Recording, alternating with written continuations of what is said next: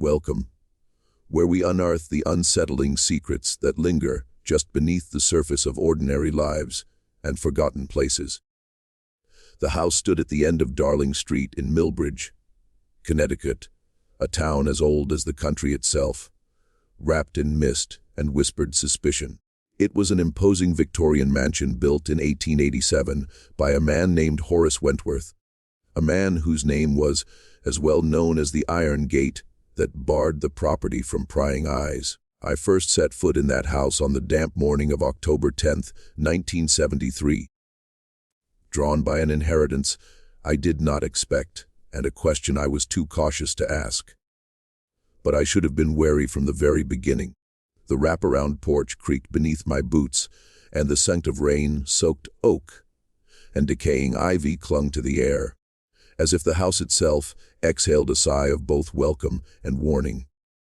I remember the chill that slithered down my spine as my hand brushed against the cold brass doorknob, a relic polished to a deceptive gleam, hiding the grime of centuries. Inside, the house revealed its true age.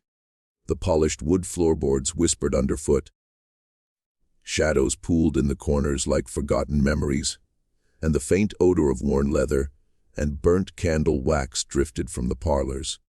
My name is Eleanor Wentworth, the last surviving sign of a line that had once ruled this small mill town with a quiet dignity and an iron fist.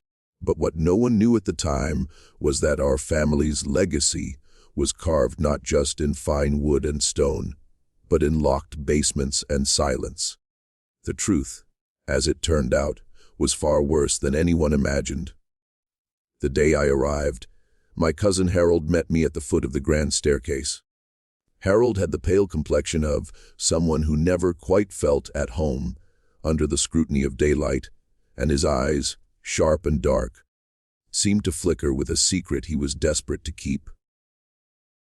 "Welcome back, Eleanor," he said in a voice too low to carry beyond the heavy oak walls. I nodded. The house was ours by right, he reminded me, but no one had lived here for nearly 30 years. The family fortune had dwindled, and the town's whispering tongues grew louder with tales of madness and disappearance. I smiled politely, liking him less with every quiet word. Though related, he had always carried a certain chill. There was something about the way he glanced at the basement door that unsettled me. "You mean the door that opens inward," he said, glancing behind him where the basement staircase descended into darkness. "Because it's not like the others. In a house full of locked doors and forgotten rooms, that basement door was the one that rattled with an unnatural firmness.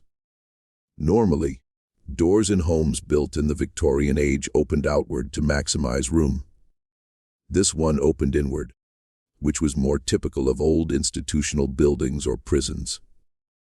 The door was painted a chipped, peeling white, set far back from the narrow staircase, and what sent a shudder through me were the scratch marks, gouged deep into the wood, claw-like scratches on the outside, as if something or someone had desperately tried to push its way in, but had been denied. Where I come from, no door that bears such marks is left unexamined, not when it belongs to your own family." Harold shook his head and said it was always locked, never to be opened by housekeepers or family alike, at least for living souls. The basement had been sealed since the disappearance of my great-uncle Nathaniel Wentworth in 1945. Aunt Lydia whispered that something terrible happened down there, but her warnings drifted like smoke through family dinners, never fully grasped or acknowledged. And yet, even in the middle of our rational age, such a closed door screamed of secrets. My first nights in the house were restless, rain pattering against stained glass windows, shadows of gnarled branches flickering like ghostly fingers along the walls. The fireplace, long dormant, crackled faintly though no fire burned. I felt the weight of being watched, as if the house were a sentient thing, breathing uneasily, waiting. Neighbors greeted me with cautious eyes. Some even crossed the street. Millbridge had long since shackled itself with unspoken stories. The Wentworths were folk of great reputation once. Mill owners, town benefactors, and patrons of the church, but none would speak of the basement or the door, which was often referred to in hushed tones as the Devil's Door. The past in Millbridge was buried under layers of politeness and retreating gazes, but it was never truly gone, much like the scratch marks, ever present, insolent, mysterious. I decided to explore more. The grand library smelled of mold and forgotten parchment, its shelves bending under the weight of dusty tomes and family records. A genealogy detailed the Wentworth lineage, stretching back to the earliest settlers in 1776. Men and women who built their fortunes from the mills that powered the town. But the pages containing Nathaniel's life were conspicuously absent. No birthday, no marriage record, only a scrawled note on a torn piece of paper, lost. He was a man both brilliant and troubled, a chemist and recluse, obsessed with strange experiments that family letters hintingly attributed to madness.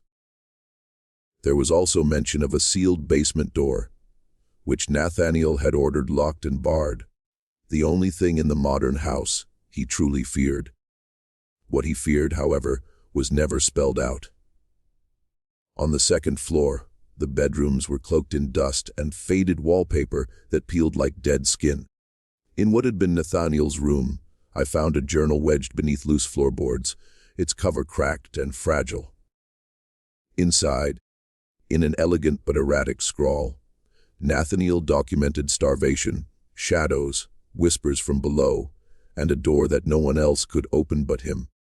He wrote of sounds in the night, scratches, mutterings, and a sudden darkness that filled the air like a thick fog.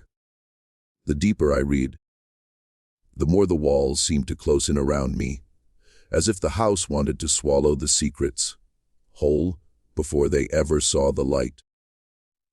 But what no one knew was that there was something else about the basement door, a presence that felt not quite human, a coldness that seeped upward into the hallway, chilling the air, and that strange sound at the foot of the stairs, a faint scratching, as if nails dragged lazily across dry wood.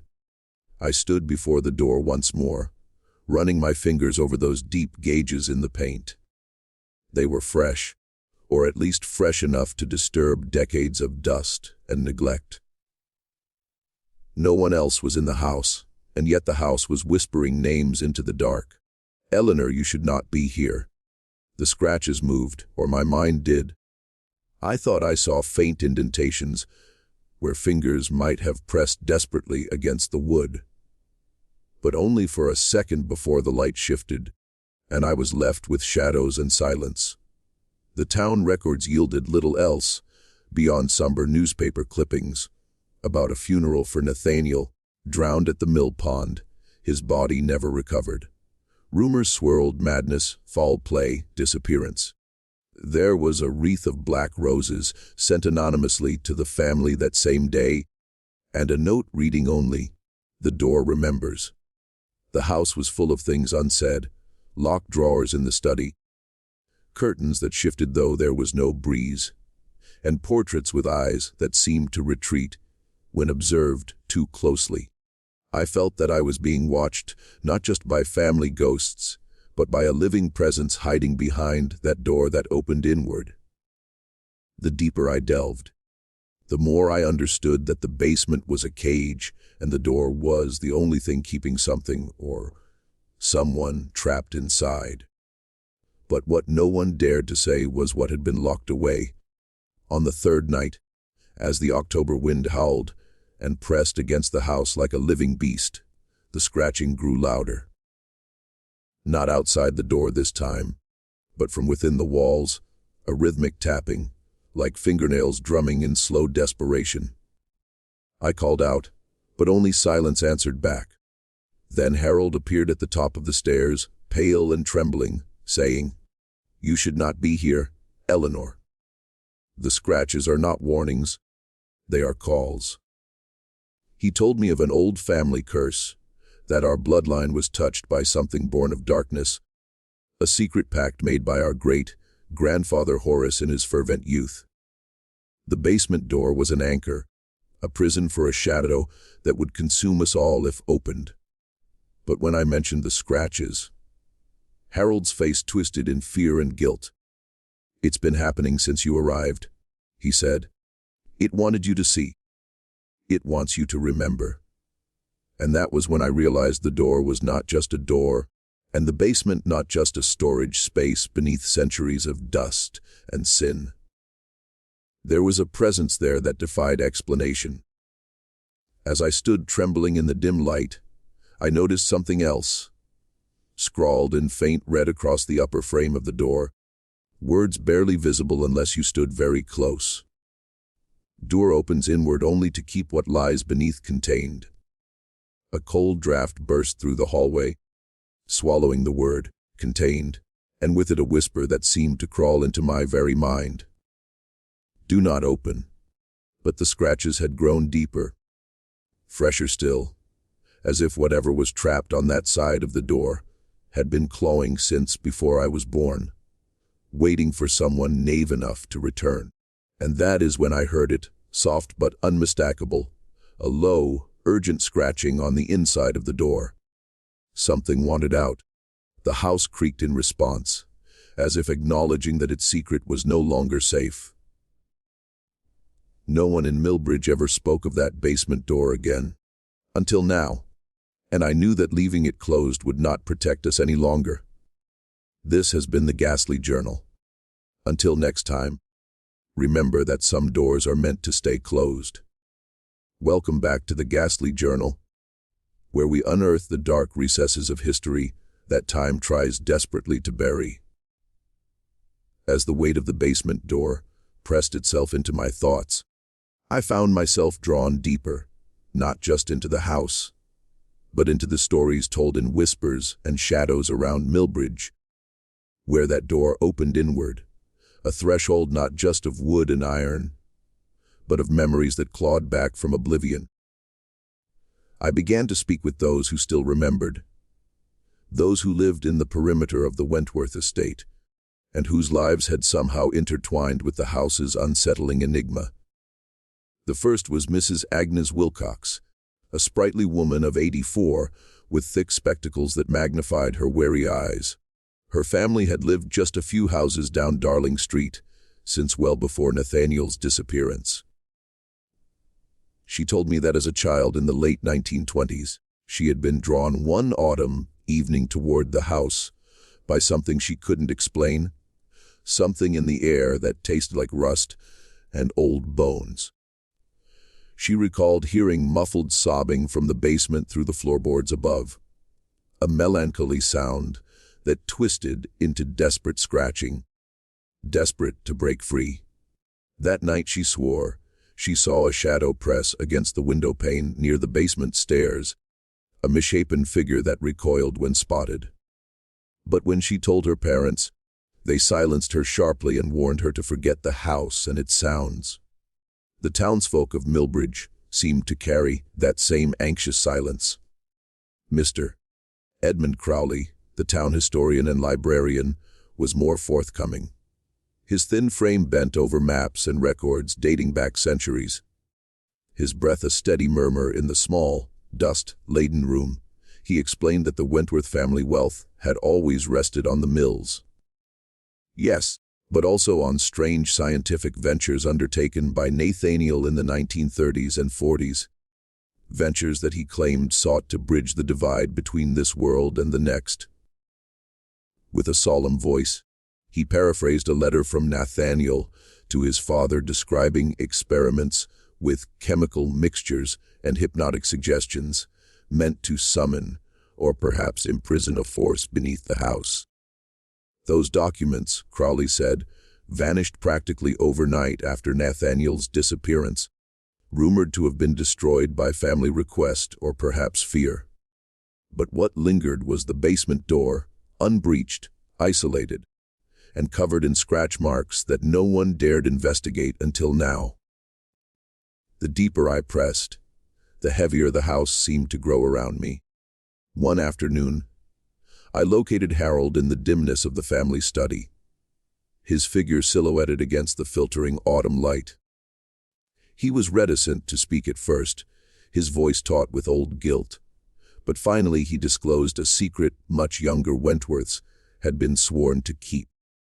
There had been a woman, Nathaniel's fiancée named Clara, whose presence disrupted the family's silence after his disappearance. Clara never left the estate and soon became a recluse, rumored by neighborhood children to roam the grounds at dusk with hollow eyes, whispering to unseen entities. According to Harold, Clara kept a journal too, but it was hidden, lost in the labyrinth of the house until recently. When I begged him to lead me to it, his knuckles whitened around the leather. Bound volume he produced with a tremor. Clara's entries painted a cryptic portrait of sorrow and fear, of Nathaniel obsessed with a presence beneath the floor, pleading for release though threatening chaos if freed. She spoke of a shadow trapped behind the inward, opening door, a creature born not from flesh, but from grief and dark cunning, screaming in silent terror and fury. Her last entry ended abruptly with a chilling warning. It sees me, but it does not know me, and it feeds on the door I once tried to lock with my own hands. The home seemed to anticipate my every move. The candle flames flickered, as if stirred by hidden breath. Shadows lengthened beneath the archways, and the temperature dropped suddenly, as though I carried the cold inside me. I resolved to descend the staircase, the final descent, though every fiber of my body rebelled. At the foot of the stairs, the door stared back like an unfinished sentence, its paint clawed raw and ragged, the red inscription still faint yet unmistakable beneath a veil of dust. By flashlight, I examined the scratches more carefully. The marks overlapped in layers, some delicate and young, others deep and ancient. It was as if time bled through the wood itself. Taking a breath stale and thick with neglect, I found the keys hidden in a secret drawer Harold had neglected to mention. The key was cold, unnaturally so, as if the metal had lain submerged in iced water for years. With a hesitancy born of dread, I inserted the key into the lock, feeling the tumblers resist before a reluctant click echoed in the hollow stairwell. The door moved inward with a groan like the slow exhalation of the house itself. The basement beyond sprawled into blackness, but from within came an aroma, not musty earth or damp stone, but something far older. The iron scent of blood and something acrid and bitter like burnt hair. The beam of my flashlight scanned downward along the steps, revealing broken crates, shards of glass, and long, decayed tools scattered across the uncaring floor. But it was the walls that commanded attention. At irregular intervals, symbols had been etched in hurried, frantic lines, a mixture of alchemical signs and crude drawings. Some resembled stars, others jagged mouths with long, spindly teeth. It was as though Clara's warnings had been scrawled here in a desperate attempt to contain or ward off what dwelled below. I descended cautiously, the air growing colder with each step, as if the basement consumed warmth like a living thing. Then near the bottom, the scratching began anew, not from outside the door, but from the dark recesses that swallowed everything. I shone the light toward the farthest wall, where thick bundles of rope and broken chains spilled like the remnants of some forgotten captivity. Then deeper still, a niche carved into the stone wall housing an iron grate over what appeared to be a deep, narrow shaft descending further, a pit that seemed to lead to utter blackness. Behind the grate, the scratching persisted rhythmically, stark against the stillness. And then the faintest whisper, a word perhaps or a name that skittered just beyond comprehension, like the flutter of wings in a tomb. I stepped back, heart pounding, skin prickling as the room seemed to pulse with a presence older and more restless than the house itself. After the descent, I sought others to corroborate the whispers from beneath. I found Mrs. Lillian Morrill, a local midwife known for her stoic tendencies and sharp memory, who perplexingly recalled the night Nathaniel vanished. She told me that strange lights had been seen flickering beneath the windows of the Wentworth house, casting eerie shadows on the wet streets. The family, fearful and frantic, had summoned her to tend Nathaniel's sister, who suffered violent nightmares and claimed to hear voices coming from below that called her name. Lillian's voice dropped as she admitted her fear that whatever was down there had seeped out, infecting mind and flesh alike, marking her family with an unseen rot. This was no ordinary haunted cellar, but a vault for something nameless and ancient, bound by ritual and blood. The history behind the door shifted with every account, as if the truth were a living tapestry woven from fear and fantasy. One thing, however, rippled in common with all stories. The great-grandfather Horace Wentworth had not only built the house, but had been deeply involved in an occult society known as the Vale of St. Aidan. This secret brotherhood was whispered to have dabbled in forbidden knowledge, the kind that could grant power, but demanded unthinkable price.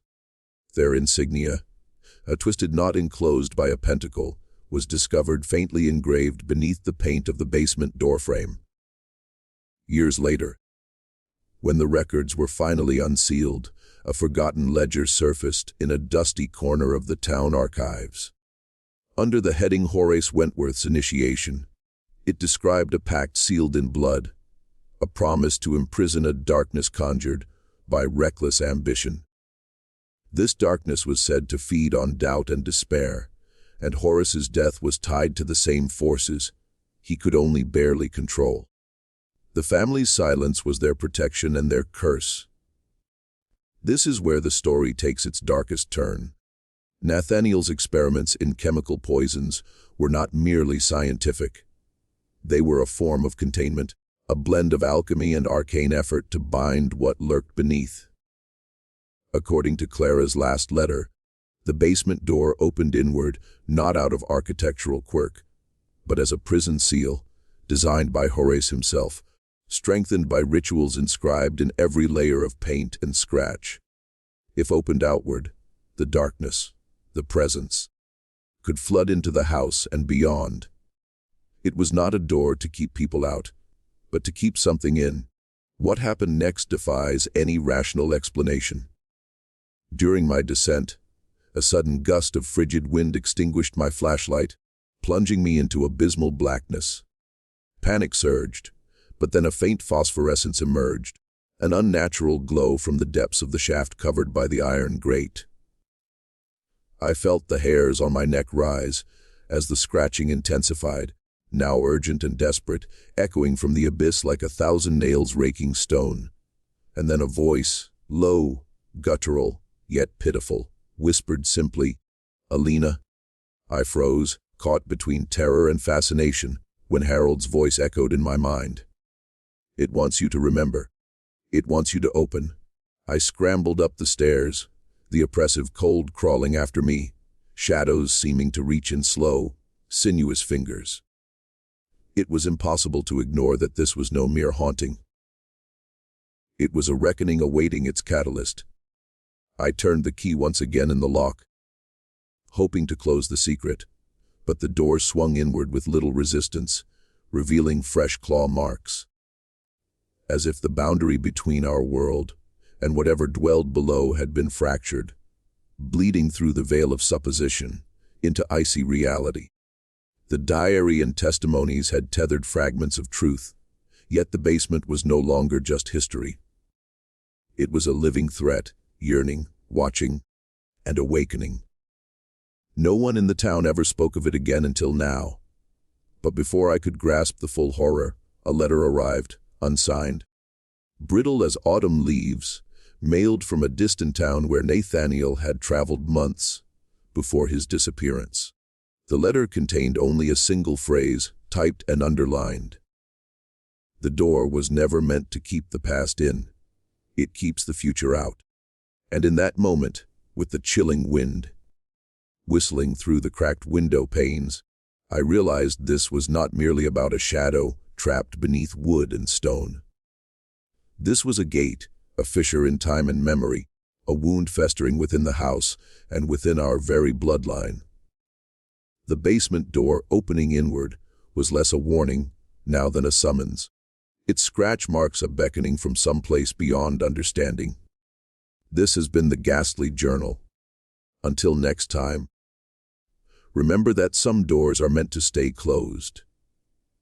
The air thickened with an oppressive weight as I stared into the basement's abyss, illuminated only by the flickering beam of my faltering flashlight. The sounds beneath the house grew louder. Scratches now no longer mere agitation, but frantic, desperate claws tapping against stone and wood like the heartbeat of something dying or pleading or both. The cold seeped into my bones as if the house exhaled a breath colder than death itself. And I caught the faintest movement at the edge of the light, a thin shadow slithering just out of clarity. The room smelled of decay, of rusted iron and burnt flesh, a pungent reminder that evil often wears the guise of rot and neglect, rather than grandeur and overt horror. Goosebumps rose on my arms despite the damp chill. I took a step forward, the gravel beneath my foot crunching loudly in the confined space, and the symbols carved into the stone walls seemed to pulse with a sickly life. Their jagged mouths grinning wider, their star-shaped sigils burning faintly. The secrets I had uncovered in journals and diaries suddenly rushed to the forefront of my mind. Horace's blood pact, Nathaniel's chemical binding, Clara's desperate scribblings, and the fearful warning painted in red above the basement door. "It keeps the future out." The phrase now felt less cryptic and more like a curse unwrapping itself with every scratch, every breath of stale air. I tried to steady my rising panic, but the hollow voice whispered again, this time clearer, colder. It called my name, a sound like broken glass sliding across stone. Alina, the beast, or whatever it was, recognized me or my blood. I fought back the impulse to flee, instead inching toward the iron grate that concealed the dark shaft sunk into the earth's heart. The grate was cold and rough beneath my fingertips. The metal twisted and warped as if something had centuries of rage and desperation. Pressed against it from below, a sudden wetness on my hand made me look down. It was not water, but thick and warm, deep crimson against the pale stone. Blood. I recoiled, heart hammering, and glanced once more into the shaft. The faint light below flickered like a dying ember. Disturbing shapes flickered there, elusive, unspeakable, the outline of something not fully human. The truth, as it turned out, was far worse than anyone imagined. This was not merely a shadow. What lurked below was the physical manifestation of the family's sin, the unholy offspring of Horace Wentworth's pact and Nathaniel's twisted genius. A creature born from sorrow, madness, and betrayal. It was the embodiment of despair, a being that consumed hope and radiated decay, trapped here out of mercy and a terrible mistake. Suddenly, the scratching around the grate intensified, followed by a wet, gurgling sound that clawed at my sanity. A voice broken and rasping, yet eloquent in its horror. "You opened the door. You freed the past." I stumbled backward, nearly falling over the scattered remnants of broken chains and shattered wood. My breath came in ragged gasps. I had crossed a threshold not meant to be breached. The air itself seemed to thicken, the temperature plummeting further, frost crystallizing around the edges of the stone walls. I could feel the weight of countless eyes, souls imprisoned or corrupted, watching from another realm bridging the shaft like a beckoning void. The house shuddered as if it were alive, groaning in pain or warning. The layers of paint and scratch marks on the door were no accident. They were centuries of desperate attempts to seal this darkness in place, each claw mark a failed barrier, each etching a ritual of binding, each whisper a prayer escaping into the void. Then, in the eerie glow, I saw it. A twisted hand pushing its way through the bars of the grate, pale and veined like death wrapped in skin. The nails long and curled like talons. Its voice broken to fragments of language both ancient and maddening. And its eyes, if those malformed things could be called eyes, burned with venomous sorrow and rage. It spoke of betrayal, the betrayal of blood, of kinship, of the soul, as if my very presence reopened scars across time. And then, the revelation tore through me with the force of a gale. This entity was not just trapped by rituals and chemicals, but by a curse passed down through every generation of the Wentworth line. We were not merely descendants and inheritors, but custodians of suffering, bound by flesh and fear to a darkness that fed not on bodies, but on the weight of forgotten sins and broken promises. Nathaniel's disappearance was no accident. He had been consumed, drawn into the abyss beneath the house as both victim and warden. The blood on my hand was his, or the echo of it, reminding me that the door did not simply confine this evil. It was a lock chained to the very marrow of our family. But what no one knew at the time was the truth Clara feared most, that the creature's hunger was not for flesh or freedom, but for remembrance. It fed on memory and identity, on the pain of loss and the shattering of reality itself. Its clawed scratches were invitations, calls to remember what should have been buried beneath layers of paint and silence. I realized then that the scratching did not come from the creature trying to escape, but from the darkness attempting to reclaim the parts of itself scattered in our minds and histories. As the oily shadows twisted and wreathed, the symbols on the walls began to glow faintly, a slow, methodical light like a dying heart trying to beat anew, and they were not just symbols of containment, but keys, maps of a labyrinthine curse binding soul to stone, blood to blood. It was in this moment of suffocating revelation that Harold's pale, haunted face emerged from the stairway above. His eyes fixed not on me, but on the door swinging wide behind me. He whispered, "There is no escape from what has been opened. The house, our family, we are bound to it." I asked why he never told me this before, why that silence that had felt so oppressive was necessary. He confessed that hope had been poison, denial a fragile shield. To speak the truth was to invite the horror in fully, to break the fragile seal with words spoken aloud. But now it was too late. The basement was no longer a tomb, but a threshold breached. I felt the house's walls contracting, tightening like a noose, as if the darkness below sought outlet through the very fabric of the estate. The air shimmered with a maddening pressure, like static laced with screams, while the ground trembled slightly beneath our feet. The diary entries, the testimonies, the occult ledger, they all said the same thing now, with terrifying clarity. The door opened inward to contain something not only imprisoned beneath stone, but tied irrevocably to the very concept of time and existence itself. To open it was to unravel reality, to invite the bleeding of past, present, and future into a terrible just a prison. It was a gateway. The letter's cryptic warning suddenly twisted inside me like a knife. The door keeps the future out. What it meant was chilling. Whatever dwelled below was not merely a creature of the past, but a harbinger, a dark seed planted in time to prevent catastrophe beyond comprehension.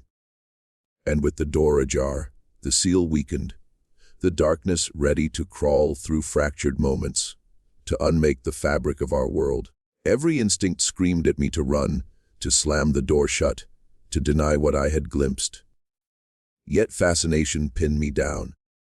I pressed my palm to the cold iron of the grate, my fingertips numbed by the electric despair emanating from within. The voice hissed again, desperate and pleading, promising knowledge, power, release. If only I would open wider and let it fully breathe again. Then I understood the full nightmare. This was not simply a creature or a force. It was a reflection of the Wentworth curse itself, the embodiment of all the pain and madness that ravaged through our blood like a virus. To unleash it would be to destroy the fragile barrier holding the world safe from itself. But to keep it sealed was to accept a legacy of silence and suffering that poisoned generations in shadows. There was no salvation, only a choice between endless torment and imminent destruction. And in that cruel moment, a final, fractured detail surfaced from the depths of memory and journals. Nathaniel's last experiment. It was not merely an alchemical compound, but a tincture of memory and essence bound in liquid, designed to siphon the creature's influence into a vessel, himself. He had become both prison and prisoner, sacrificing his body to contain a darkness no chain could hold. And now, that vessel was breaking. The basement quaked. Unseen forces tugged at the edges of my senses. The scratch marks multiplied around the door now, writhing as if alive, bleeding fresh with sap and a scent of iron and fear. They shimmered, revealing words written in a script far older than any I had seen. Remember me, free me, break the seal. I could not speak, could not move. The creature's hand curled slowly through the grate, and a voice, fragmented and cruel, whispered one last promise and one terrible invitation. Alina, join me. Remember us both. And as the walls closed in, I understood that opening the door had been an act not of discovery, but of destiny, one written deep into the marrow of my lineage, woven by blood and unspoken horror. And yet the final truth remained just beyond reach. Was this creature the monster or the victim? Was Nathaniel the savior or the doom of us all? The basement door, with its inward swing and scarred surface, was no mere barrier. It was a living rift, a wound in time and reality, waiting for the last truth to bleed out. For now the house groans, the darkness writhes, and the line between past and future comes undone. Before continuing, I want to pause for a moment to speak directly to you, the listener who has stayed with me this far. The Ghastly Journal exists because of the hunger to know the unknown, to peer into shadows others dare not touch. Yet these stories, these truths, come at a cost. Our channel has been demonetized, stripped of support through typical means, and I earn nothing from these hours of work and research spent bringing these hidden histories to light. Every view, every moment you spend here, means more than words can express. If you have found even a spark of fascination or understanding in these tales, there is a Ko-Fi link in the video description and the channel profile where you can buy me a coffee. A small gesture to keep the flickering flame of the Ghastly Journal alive. Even the smallest contribution keeps these stories breathing, keeps the doors ajar for those who seek truth. And for that, from the depths of my heart, I thank you. Now, let us return to the darkness. The basement trembles once again with a fierce urgency, as I pressed closer to the grate, compelled by a force both repellent and magnetic. The creature's voice grew more insistent, layered with shifting tones of sorrow and rage, chanting fragments of names and places, of promises broken and cycles eternal. It spoke of Clara, the woman who had tried and failed to lock it away with her own hands. Her hollow eyes a mirror of the shadow's endless torment. The truth shattered within me like glass. She was both victim and witness, kept alive by the creature's hunger to haunt and unmake the family line that condemns us all. Symbols appeared not just on the walls, but beneath the floorboards, beneath the layers of dust and rot, etched into the very foundation of the house itself. Carvings linking blood and memory, sealing and strife. The air thickened with incantations half heard, the echoes of secret rites performed under trembling moonlight by Horus and his clandestine brotherhood. I glimpsed fleeting images in the darkness. Twisted faces burned into old portraits, figures bending over alchemical vessels, hands stained with blood and ink. The seal sealed again and again with fresh horrors. And the scratches, they were not only warnings, but invitations. Calls made over centuries, by those who fell victim to the shadow's hunger. Marks left by those desperate to hold it back. A tally of pain engraved in raw wood that pulsed with every passing moment. Harold and I exchanged glances, despair unraveling in his dark eyes like a slow suffocation. He confessed the unbearable truth. The Wentworth bloodline was a beacon and a bait, attracting the shadow's hunger, its curse intertwined with every heartbeat of our kin. We were living prisons ourselves, conduits of the darkness, unsuspecting sentinels guarding a tomb not of stone, but of forbidden knowledge. And I, helpless and horrified, felt this weight multiply across my shoulders. The history I had uncovered was alive, and it was hungry. The basement door's inward swing was not merely architectural, but symbolic. It represented the pull of the past drawing inward, dragging us inexorably into a spiral of anguish and despair. There would be no turning back. Suddenly the grate clattered as something inside hammered against its prison. A sound like brittle bones breaking beneath desperate claws. The coldness surged like a tidal wave, suffocating and choking the very air from my lungs. In that moment the door groaned, the hinges whispering their final warning as shadows seeped out from the threshold to wreathe across the floor like ink spilled on vellum. In the chill and damp, it whispered again an invitation, a curse, a remembrance. It is coming, and with it comes the reckoning.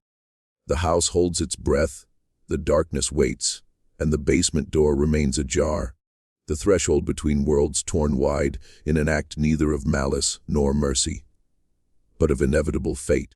What lies beyond is not simply a creature or a curse, but the heart of Wentworth's darkness beating slow and terrible beneath centuries of lies and silence. This has been the Ghastly Journal.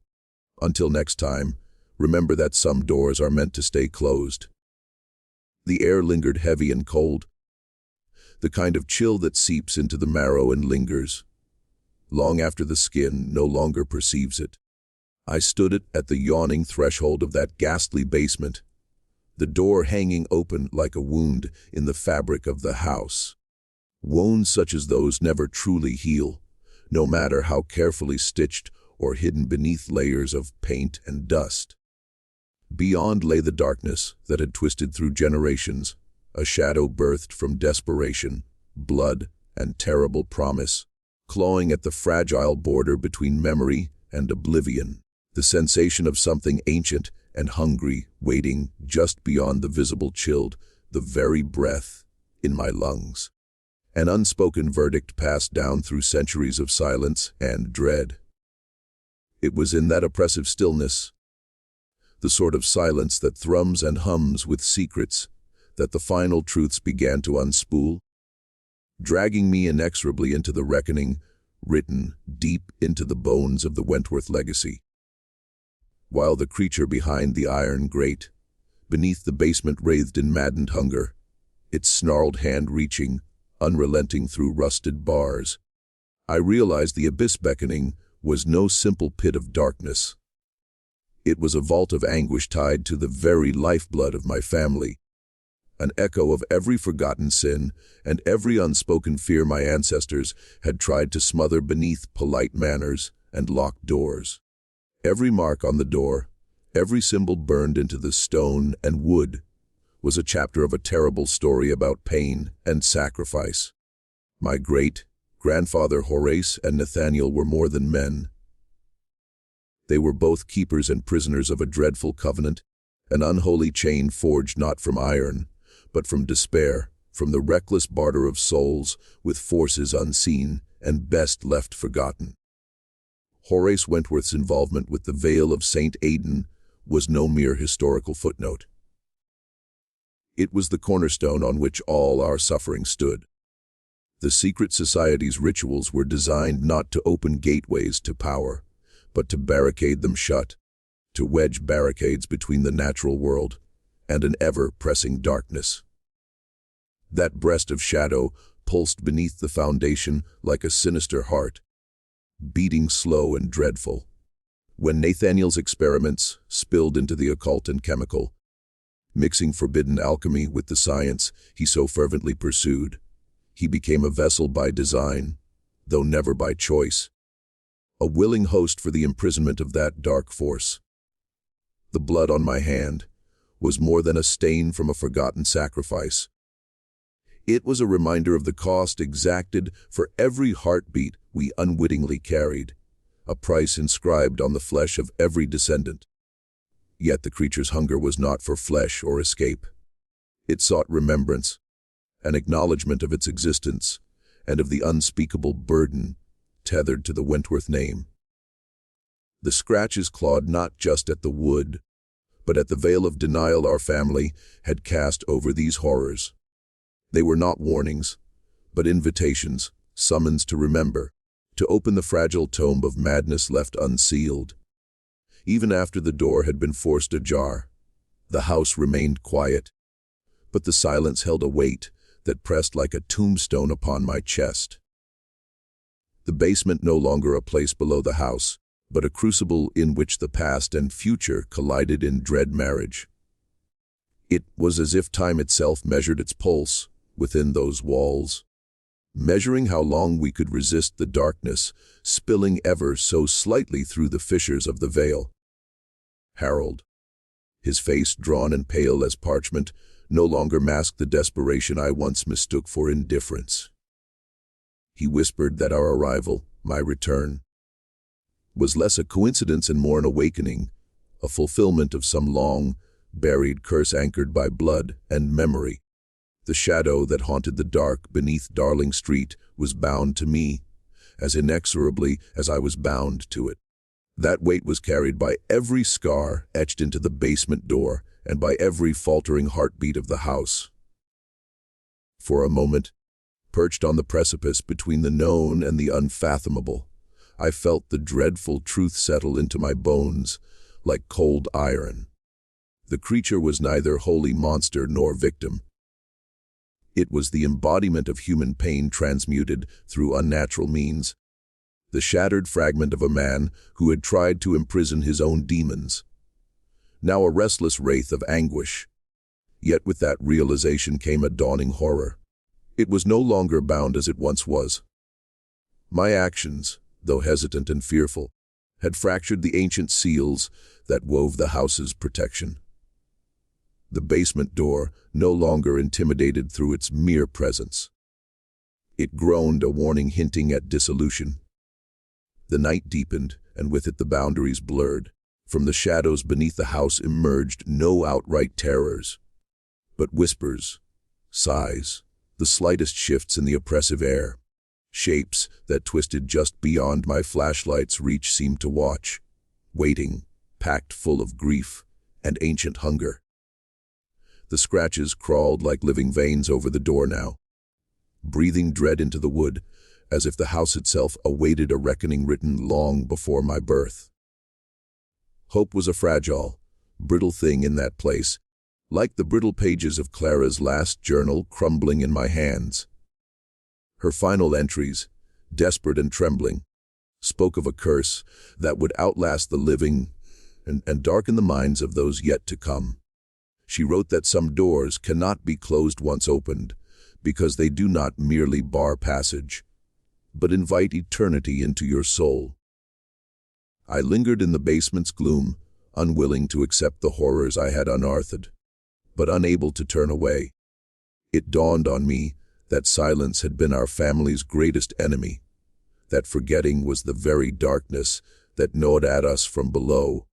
And yet in the depths of that revelation, a shiver of something darker stirred, not from beneath, but within. A twisted thought took hold. The door, painted with its jagged claws and fresh scratches, might not have been breached by human hand alone. It felt as if the house itself resisted closure. born from the tangled web of fears, memories, and ghosts that clung like ivy to the walls. In that moment, I understood the terrible truth I had fought to deny. We are all prisoners here. The house holds us with chains forged from our own bloodlines and sins. It did not want to be shut away. It wanted to be remembered. To flee would be to abandon the trap and invite the darkness to follow. Yet staying meant accepting a dreadful legacy, one sown with the threadbare hope of containment, but weighted with the inevitability of decay. I closed my eyes briefly and heard the rattle of chains echoing through the stone. A voice, neither fully mine nor alien, whispered a curse entwined with love and despair. Nathaniel's voice faded, yet lingered with chilling clarity. You are the last to hold the key. The choice is yours to close or to open wider. The silence swallowed me whole, leaving only the bloodied handprints on cracked walls and the slow, steady beat of the house's awful heart.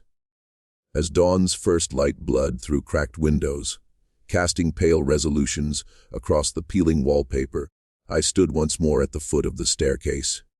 The scratches on the door shone fresh and raw, alive like scars set to reopen. The house sighed, a slow, tired exhalation that spoke of long, lost battles waged beneath wooden floors and of timeless wounds that bled unseen. The town of Millbridge continued its whispered silence. The mills dimmed and streets worn thin by years of cautious steps and lowered eyes, made with by-grasp